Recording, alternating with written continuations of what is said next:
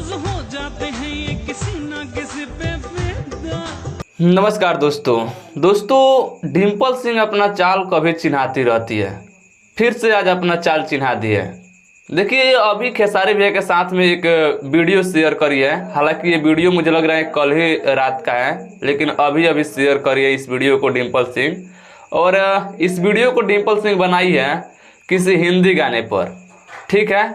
लेकिन खेसारी भैया का शूटिंग कर रही है। खेसारी भैया का हजारों गाना नहीं, लाखों नहीं कहेंगे, मतलब इतना गाना है खेसारी भैया का, उसमें से किसी भी गाने पर डिम्पल सिंह इस वीडियो को नहीं बनाई है।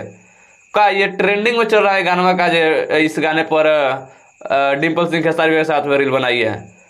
मतलब कि खेसारी भैया का इतना देवी गीत है, देवी गीत का शूटिंग करे तो खेसारी भैया का देवी गीत पर बना लेती खेसारी भैया के साथ में रील, लेकिन नहीं, देवी गीत का शूटिंग कर रही है हिंदी गाने पर, किसी और के गाने पर वीडियो शूटिंग खेसारी भैया के साथ में रील बनाई है। तो ये बहुत चाल चिन्हाने वाली है। आप लोग को कमेंट करके बताइएगा क्या सही है क्या गलत है। बाकी मैं मिलता हूँ नेक्स्ट वीडियो में।